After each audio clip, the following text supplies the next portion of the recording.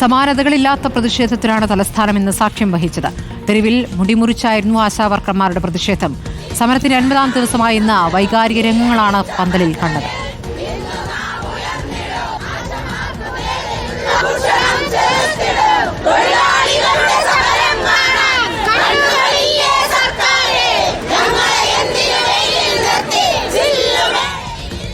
ദിവസവും സർക്കാർ പരിഗണിക്കാത്തതിൽ പ്രതിഷേധിച്ചുകൊണ്ടുള്ള അതിശക്തമായൊരു പരിപാടിയാണ് ഇവിടെ നടന്നത്. ഞങ്ങൾ ഇനിയും ഇത്തരം സമരപരിപാടികളായിട്ട് മുന്നോട്ട് പോകും. ഇത് ഡിമാൻഡ് നേടിയെടുത്ത് മാത്രമേ ഈ സമരം അവസാനിക്കുകയുള്ളൂ. ഇതൊരു മനംമാറ്റത്തിന്റെ വിഷയമല്ലല്ലോ, ഇതൊരു പോളിസിയുടെ വിഷയമാണ്. പണിയെടുക്കുന്ന ആളുകൾക്ക് കൂലി കൊടുക്കുക എന്നുള്ളത് ഒരു പ്രാഥമിക ഉത്തരവാദിത്തമാണ്. അത് ചെയ്യണം. ഞങ്ങളെ എന്തിനു സാറേ ഇങ്ങനെ? ഞങ്ങള് പാവങ്ങളല്ലേ? ഞങ്ങൾ 232 രൂപയ്ക്ക് ജോലി ചെയ്യണ പാവങ്ങളല്ലേ സാറ്?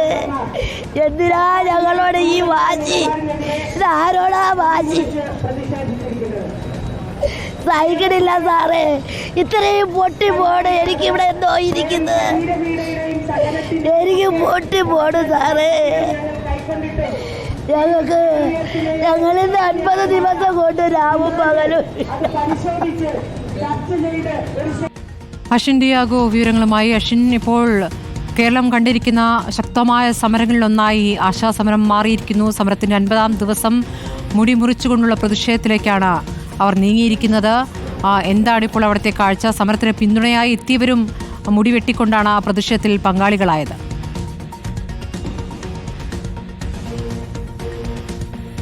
സ്മൃതി സൂചിപ്പിച്ചതുപോലെ തന്നെ ഈ സെക്രട്ടേറിയറ്റിന് മുൻവശത്ത് സമാനതകളില്ലാത്ത ഒരു സമരമാണ് ആശാപ്രവർത്തകരുടെ ഭാഗത്തു നിന്നും 50ാം ദിവസം ഉണ്ടായിട്ടുള്ളത് എന്നുള്ളതാണ്. നമുക്കറിയാം, CPO റാങ്ക് ലിസ്റ്റുകൾ അവരുടെ ഉദ്യോഗാർത്ഥികൾ തലമുണ്ടനം ചെയ്ത് ഇവിടെ പ്രതിഷേധം നടത്തിയിരുന്നു. പക്ഷേ ഇത്രയും അധികം സ്ത്രീകൾ സെക്രട്ടേറിയറ്റിന് മുന്നിലെത്തി തലമുണ്ടനം ചെയ്തും മുടി മുറിച്ചും പ്രതിഷേധം നടത്തുന്നത് ചരിത്രത്തിൽ തന്നെ ഒരുപക്ഷെ ആദ്യമായിരിക്കാം. ഇപ്പോഴും ഈ ആശാ സമരത്തിന് മുൻപിൽ പലരും ഇവിടെ എത്തി ഇവർക്ക് ഐക്യദാർഢ്യം പ്രഖ്യാപിച്ചുകൊണ്ട് മുടി മുറിച്ചുകൊണ്ടിരിക്കുകയാണ്. മാത്രമല്ല, ഈ മുറിക്കുന്ന മുടി ഇവർ ഈ സമരപ്പന്തലിന് മുന്നിൽ തന്നെ തൂക്കി ഒരു അലങ്കാരമായി നിൽക്കുന്നുമുണ്ട്. അത് അലങ്കാരമാണെങ്കിലും അതൊരു പ്രതിഷേധ സൂചകമാണ്. കാരണം 50 ദിവസം പിന്നിട്ടു. ഈ 50 ദിവസം പിന്നിട്ടിട്ടും ഒരു കൂട്ടം സ്ത്രീകളുടെ ശബ്ദം എന്തുകൊണ്ട് സർക്കാർ കേൾക്കുന്നില്ല? അതിനുള്ള ആ ഒരു അടയാളപ്പെടുത്തൽ കൂടിയാണ് ഈ മുടി ഇവിടെ ഇത്തരത്തിൽ സമരപ്പന്തലിന് മുന്നിൽ കെട്ടിവെച്ചിരിക്കുന്നത് എന്നുള്ളതാണ്. ഇപ്പോഴും ഈ സമരപ്പന്തലിന് മുന്നിൽ കൂടുതൽ ആളുകൾ ഈ ആശമാർക്ക് പിന്തുണയുമായി എത്തുന്നു എന്നുള്ളതാണ് ഏറ്റവും പ്രധാനപ്പെട്ട കാര്യം.